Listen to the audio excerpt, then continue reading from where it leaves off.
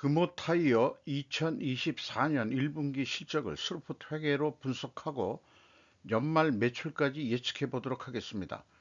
매출은 15.2% 증가했고 영업이익은 169.7%가 증가했습니다.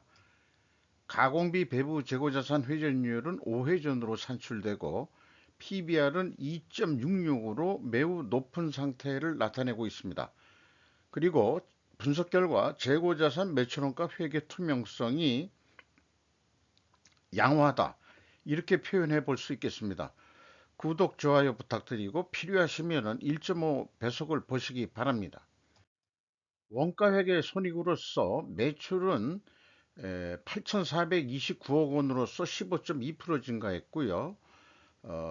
재고자산을 5.9% 감소시켰습니다. 가공비 배부 재고자산을 전체 결과인 영업이익 997억 원으로서 전년 동기보다 211.2%가 크게 증가한 것으로 나타납니다. 그러면 스루프트 회계로 분석한 결과를 말씀드리면은 매출에 비례하는 매출 재료비는 4.3%밖에 증가를 안 했기 때문에 이 매출 증가율하고의 갭을 봐가지고 10.9%가 마이너스이기 때문에 원재료 가격이 하락했다라고 일차 추론할 수 있겠습니다. 또는 판매 가격이 조금 상승했을 수도 있다, 이렇게 해석할 수도 있죠. 수료분율 5.5% 상승했고 운영경비 10.7% 증가했습니다. 그 결과 TOE 생산성은 1.35로서 0.21포인트 상승했는데 퍼센테이지로는 21%라고 읽어도 되겠죠. 원가 회계 영업 이익보다 25억 8,600만 원이 더 이익이 났습니다. 이것은 가공비 배부 재고자산이 증가했기 때문이죠. 재고자산 내역을 보면은 WCAI 제품, 상품, 반제품 81억 원이 감소해 가지고 여기에 가공 비율을 곱한 금액이 그 차이액이 되겠습니다.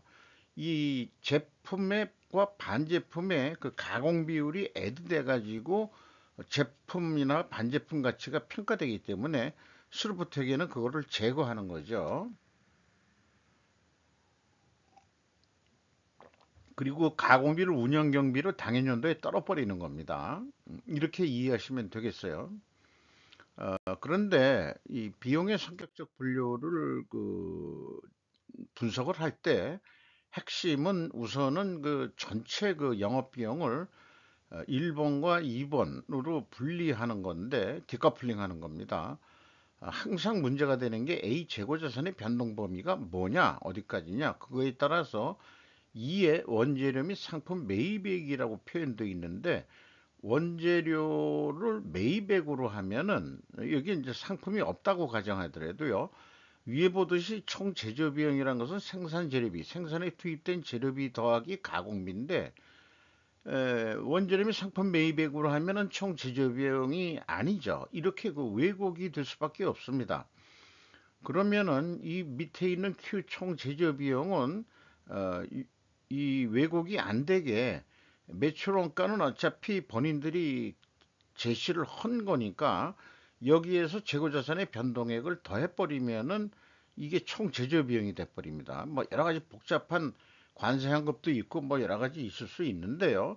그게 다 수렴이 됩니다. 이 산식으로 하면은 어, 그래서 요것을 우선 그렇게 말씀드리고, 그 총 제조 비용은 8.8% 증가했고, 그래서 그 이 금호는 B 원재료 및 상품 매입액이라고 되어 있기 때문에 재고자산의 변동 범위 기준이 전체 재고자산을 기준으로 하고 있습니다.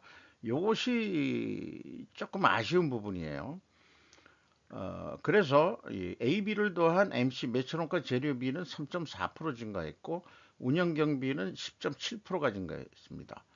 이 운영 경비에서 판매 관리비를 뺀 2,037억 원이 가공비인데, 가공 비율이 32%로서 1.6% 상승했고, 상대적으로 재료 비율이 떨어졌기 때문에 여기서도 우리는 원재료 가격이 하락했다라고 2차 추론을 할 수 있겠습니다. 1차 추론하고 마찬가지죠. 하락했다고 추론이 됩니다. 1, 2차가 같은 방향으로 나오는 것이 바람직합니다. 그리고 재고자산 1단계, 지금 구두로 말씀드린 대로 앞장에서 회사는 그 BWCI 증감액, 뭐 원재료 등 저장품, 뭐 미착품까지 다 포함해 가지고 그것을 재고자산의 변동범위 기준으로 가고 있기 때문에 제조 비용의 왜곡이 생기죠. 그래서 뭐 항상 주장하는 거지만은 WCA 가공비 배부 재고자산 이것이 표준이 돼야 된다 이거죠. 이게 이 비성분으로 면 플러스로 돼서 81억 원이 되는데 182억 원이면 매출 원가가 증가할 거 아니에요.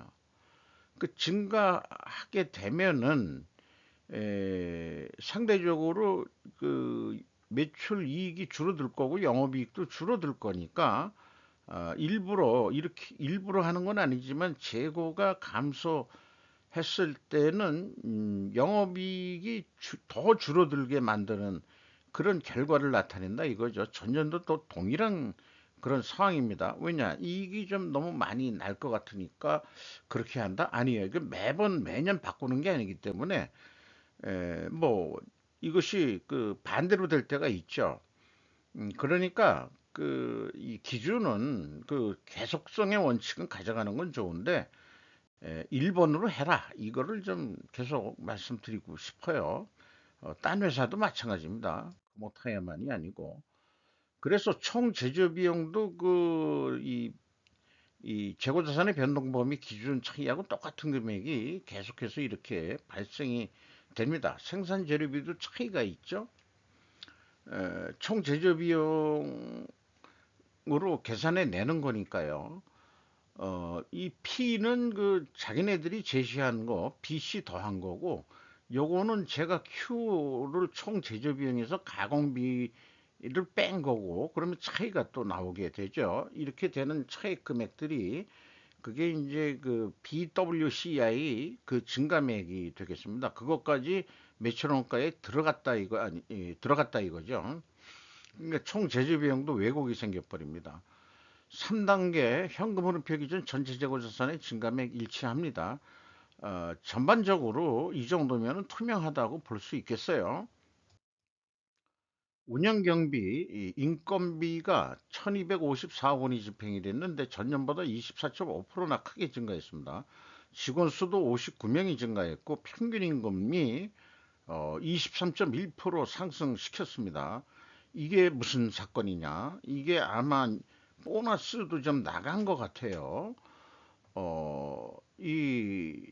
그 중국 자본이 인수하면서 평균 임금이 팍 내려갔었는데 뭐 자기네들 이익을 내기 위해서 그걸 감소하라 이렇게 얘기를 처음 했을지 모르지만은 이익이 좀 나니까 그 한국 타이어보다는 한 1,000만 원 정도 적지만은 9천만 원 선까지 올해 2024년도 그 연봉이 9천만 원 선으로 그 예상이 됩니다.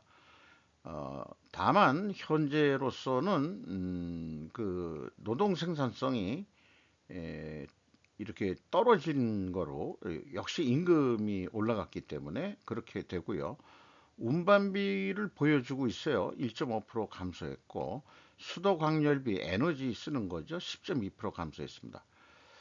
어쨌든 임금이 크게 상승한 것에 대해 격려를 해줄 수밖에 없겠어요. 왜냐하면은 저는 그 중국 자본이 인수한 것은 개인적으로 저는 싫어합니다. 그런데 어쨌든 그 인수를 해가지고 직원들이 거기에 중국인 생산직 직원들도 왔는지 어땠는지 모르겠습니다. 한국 직원들도 쓰겠죠. 노조도 있고 그러니까 제 생각에는 중국인 생산자들도 많이 들어와서 나름대로 그것도 일하고 있지 않냐 그렇게 추정을 해봅니다. 노동 생산성에 대한 정리한 걸 참고해 주시고요. 경영평가지표로서 재고 회전율이 올라갔고 슬픈율이 또 상승했죠. 동일 방향으로 이렇게 그 이 상승을 우상향이 되면은 그 투명하게 가정을 세웁니다. 문제는 이제 그 금호 타이어가 아직 이 레버리지율, 이자 부채 레버리지율이 높다는 거죠. 61.6%. 지금 그 금호 타이어를 인수해 놓고도 지금 이렇게 높은 상태인데, 이자를 좀 아니 그 부채를 빨리 갚아 나가야 될 그런 상황이라고 보입니다. 현금 버퍼는 20.7% 가지고 있고요. 참고적으로 그 채권 회전율, 그러니까 매출 채권 수금 속도 0.8회전 매우 느리고요. 매입 채무는 그래도 3개월에 1.6이니까 한 달 반 만에 그래도 돈을 주고 있다. 이렇게 볼 수 있겠습니다. 듀퐁 ROI는 경영진 평가 지표로서도 좀 얘기하는 건데 12.9%로 전년도보다 7.8% 상승했기 때문에 뭐 다 잘했다 이런 평가를 받을 것 같습니다. 그리고 그 두 가지의 그 평가 지표의 비교에 의해서 동일하게 상승하면 아까 구두로 말씀드린 대로 투명회계 과정인데 이것도 입증을 해야죠. 원재료 가격이 하락해야 되고 판매 가격은 인상해야 돼야 됩니다. 원재료 가격이 하락했냐? 확인해 보면은 하락했어요. 단순 평균이 아니고 매입 비중액을 다 그 공개를 했기 때문에 가중 평균을 할 수가 있었습니다. 2.4%, 2.04%. 그러면 가격을 내려야 되는데 그러면은 어떻게 됐냐? 판매 가격은 안 올렸어요. 거의 그대로입니다. 그러면은 이것은 올렸다고 상대적으로 할 수 있겠죠. 그래서 투명회계 그 가정은 입증이 된다고 할 수 있겠습니다. 지금 아까 그 가격 변동을 한 조견표로 요약표로 만들면은 원재료 평균 그 하락률이 마이너스 2%인데 또 제조원가 비율도 있거든요. 여기 가공 비율이 있고 그다음에 이제 원재료 비율이 꽤 높죠. 그 금호타이어는. 그러면은 요거 비율로 해가지고 어, 이 원가가 어떻게 변했냐? 그러면 0.9% 이거 원가 회계 사고 방식으로는 이렇게 한다 이거죠. 한 0.9%는 내려야 되는 거 아니냐? 그러니까 못 내리겠다. 그게 가격 올린 거죠. 어쨌든 투명이 됩니다. 그래서 재고자산 매출원가 회계 투명성 법정이라는 페이지를 하나 만들었어요. 그래서 이 분식회계만 법정에 세우는 게 아니고 투명회계 가정도 확정 판결 의뢰한다. 누가 하냐? 검사가. 이 사람 아니 이번에는 변호사가 한다고 할까요? 어, 변호사가 그러면은 그 근거가 뭐요? 판사가 1번 1, 2차 원재료 가격 하락 추론이 동일했고요. 2번 재고 회전율 상승과 수rop분율 상승 동일 방향입니다. 그 다음에 원재료 가격 하락과 판매 가격 동결로 2번이 입증이 됩니다요. 요렇게 이제 그 변론을 하면은 이제 판사가 오케이 투명하다고 판결을 하겠다. 다만 재고자산 변동 범위를 WCA로 기준을 변경할 것을 권고한다. 헷갈리게 한다 이거죠. 아니 헷갈린다 그래도 총 제조 비용의 왜곡이 생긴다. 실제 성과에 대해서 그럴 수 있다. 자, 그래서 이제 우리가 다른 회사 할 때 이제 1분기 실적을 가지고 2분 아니 연간 매출액을 예측을 하는데 뭐 제가 그 점쟁이도 아니고 그냥 단순 내배를 해요. 그러나 참고는 하죠. 이게 연결 매출 실적으로 보면은 이제 뭐 전 세계로 수출을 하는데 지금 이게 금호 타이어가 아시아에 간다 그러면 중국까지도 가겠죠? 비중이 27.3% 가네요. 골고루 판매는 하고 있는 것 같습니다. 그래서 연결 기준이지만은 25, 그러니까 1분기에 25 하면은 연간 103.5% 정도 전년도 실적에 의해서 더 할지 모르지만 단순 내배하면은 그렇게 된다 이거죠. 그래서 그냥 그 내배하는 거로 계획을 세보면 될 것 같아요. 다른 우리 제조업체들한테 중국하고 디커플링 하세요 그러는데 중국 자본이 인수를 했는데 요게 맥힐지 모르겠습니다. 어, 그, 안 하갔죠? 네, 자기네들은 금호타이어는 안 할 거예요. 한국에 있었지만은. 자, 그래서 원가 회계 패러다임 그냥 단순 내배했는데 왜 300%냐? 제가 산식을 1 더하기 300% 해서 그랬습니다. 산식을 그렇게 만들었어요. 3조 3천억 할 것 같습니다. 그 앞서 한국 타이어를 먼저 했는데 한국 타이어보다 좀 더 많이 할 것 같아요. 지금으로 봐서는. 어, 뭐 몇천 원가 나오는 것까지도 그 계획을 세우고요.